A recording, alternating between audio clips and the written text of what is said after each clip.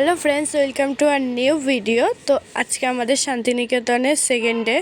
তো আজকে খুব সকালবেলায় উঠেছিলাম, যেহেতু আজকে আমাদের বেরোনোর কথা ছিল।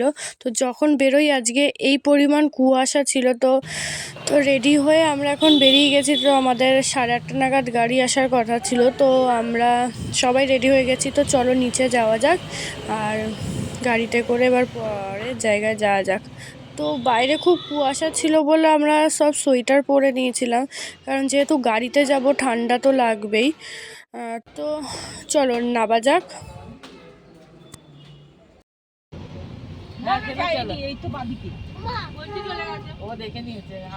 তো আমরা এবার গাড়িতে বসে আমরা যেই জায়গায় যাবো তো তার জন্য রওনা দিচ্ছি। তো প্রথমে আমরা কঙ্কালীতলায় গেছিলাম, কারণ সেদিনে আমার বাবার জন্মদিন ছিল। তো মেন কারণ হচ্ছে কঙ্কালীতলায় পুজো দিতে যাওয়া।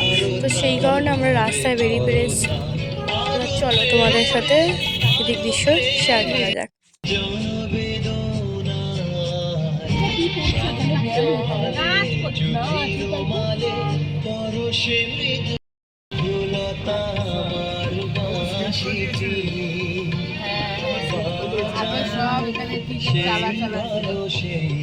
আমরা কঙ্কালীতলার মন্দিরের সামনে চলে এসেছি। তো এইখানে অনেক দোকান আছে, তোমরা যেখান খুশি থেকে পুজো দিতে পারো। এখানে 21 টাকা থেকে পুজো স্টার্ট। তো আজকে যেহেতু বাবার জন্মদিন ছিল, তোমাদেরকে আগেই বলেছি, সেহেতু আমরা বড় ডালাটাই নিয়েছিলাম, যেহেতু বাবার নামে পুজো দিয়েছি সেই কারণে। তো চলো এবার পুজো দিতে মন্দিরের দিকে যাওয়া যাক। তো আমি চলে এসছে আগে, ওই যে বাবা পিছনে আসছে। তো বাবা ক্যামেরার সামনে আসতে লজ্জা পায়, ওই কারণে বাবাকে নিতে হয়নি। তো এটাই হচ্ছে কঙ্কালীতলার মন্দির। তো এই যে হচ্ছে পুজো নিয়ে ফেলেছি। ওই যে সামনে মেন কথা, সকাল অনেকটাই সকাল, তখনও মন্দিরে দু একজন পুজো দিয়েছে। তো তখন মন্দির খালি ছিল। তো আমরা বেরিয়ে আসার পরে এক এক করে ভিড় হচ্ছিল। তো তোমরা যদি পারো একটু সকাল সকালই যেও। তো এটাই হচ্ছে মন্দিরের ভেতর এই ঠাকুর। তো চলো এই যে পুজো দিচ্ছে এখন, তো পুজোটা দিয়ে নিই, তারপর কথা হবে। তৎপুরুষায় বিদ্মহে বক্রতুণ্ডায় ধীমহি তন্নো দন্তি প্রচোদয়াৎ। কঙ্কালী মাতা চরণে সমস্ত পরিবারের সবার মঙ্গল প্রার্থনা দেই। মহাকালিকায় নমঃ। ওম কালী কালী মহাকালী। তো আমরা এখন পুজো দিয়ে বেরিয়ে গেছি। তো এখানে চারিদিকে পরিবেশটা খুব সুন্দর। তো এইখানে ইনি বাউল গান গাইছিলেন। তো ওখানে একটু গান শুনে আমরা আবার বেরিয়ে পড়ি, কারণ আমাদের একদিনের মধ্যে পুরোটা ঘুরে দেখতে হবে। তো গাড়িতে আমরা এসে গেছি। তো পরে যেই জায়গা, এটা হচ্ছে যত সম্ভব কোপাই নদীর ওপরে একটা ড্যাম করেছিল।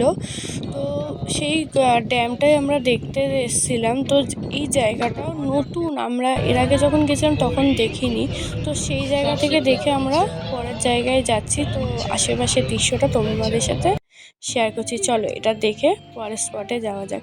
তো এটা হচ্ছে ছাতিমতলা, এটা বিশ্বভারতীর মধ্যে পড়ে। তো আমরা সেই জায়গাটায় দাঁড়াইনি, কেন তখনও ওপেন হয়নি, ভেতরে লোক দাঁড়িয়েছিল, মিউজিয়ামটা খোলেনি।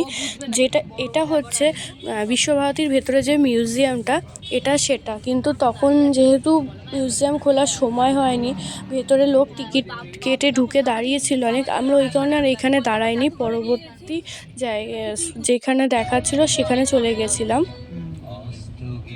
তো এটা হচ্ছে অমর্ত্য সেনের বাড়ি। তো এখন এখানে আর ঢুকতে দেওয়া হয় না, অনেক দিনই বন্ধ করে দিয়েছে, তালা দেওয়া আছে। ভেতরে গার্ড ফার্ড হয়তো ছিল। তো আমরা ওখান থেকে এগিয়ে এসে সৃজনী শিল্প মেলা বলে একটা জায়গা আছে, তো সেখানে চলে এসেছি। তো এইখানে টিকিট কেটে ঢুকতে হয়েছে, যত সম্ভব মনে হয় 20 টাকা করে টিকিট কাটতে হয়েছিল। এখানে বেশ খুব সুন্দর, অনেক রকম হাতের কাজ থেকে শুরু করে, মানে এইটা প্রথম কথা মনে হয় আমার বাংলা ছিল। তো এখানে অনেক রকম মুখোশ ছিল। তো চলো পুরোটা তোমরা আগে দেখে নাও, তারপরে কথা হচ্ছে।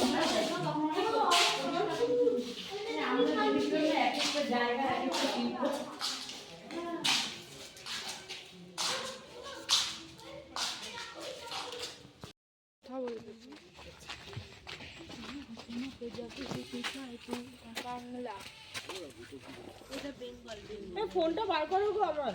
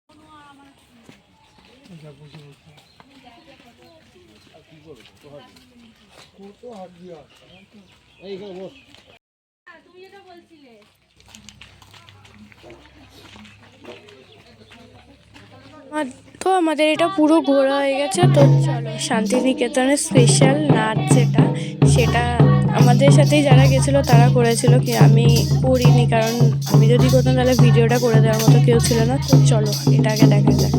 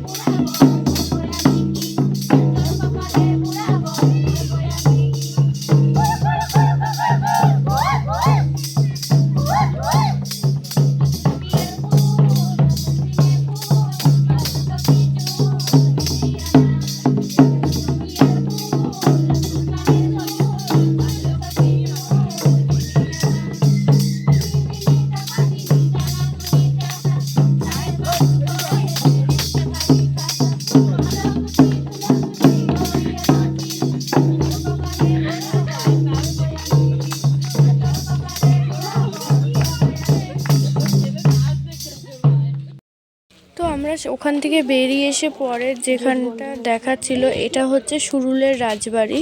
তো এটা হচ্ছে আগেকার দিনের রাজবাড়ি। তো এখন এটা মনে হয় কেউ থাকে না, যত সম্ভব ট্যুরিস্টদের জন্যই খুলে দেওয়া হয়েছে। তো এটা বিশাল বড় রাজবাড়ি, তো পুরোটা আমরা ঘুরে দেখে উঠতে পারিনি। তো এইটা হচ্ছে সোজা গেট দিয়ে ঢুকে যেই জায়গাটা, এর বাদিকটায় ছিল হচ্ছে ঠাকুর দালান, আর সামনে একটা বড় উঠোন ছিল। এর পিছন সাইডটাতেও মনে হয় মানুষজন থাকতো পিছন দিকে, তো সেই দিকটা আমরা যাইনি। তো সেখান থেকে বেরিয়ে আমরা পরবর্তী জায়গায় গেছিলাম। সত্যি কথা বলতে শান্তিনিকেতনে এই পরিবেশটাই আমার ভালো লাগে। তো চলো পরবর্তী জায়গায় যাওয়া যাওয়া যাক।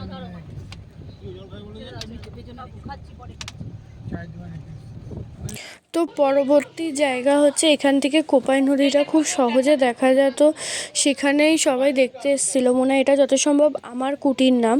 তো এইখানে ভেতর থেকে সবাই কেনাকাটি করতে ঢুকেছিল, আমি আর ঢুকিনি, তো কারণ আমার মেন টার্গেট ছিল এই সোনাঝুরির হাট। তো চলো অবশেষে চলে এসেছি, যে কিছু কেনাকাটি আছে, ঘুরতে এসেছি আর কেনাকাটি করবো না সেটা কখনো হয়?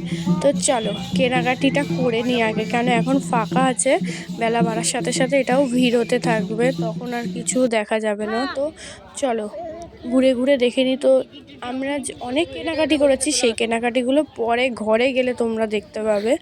তো সবাই কেনাকাটি করছে, আমিও শুরু করে দিই, চলো।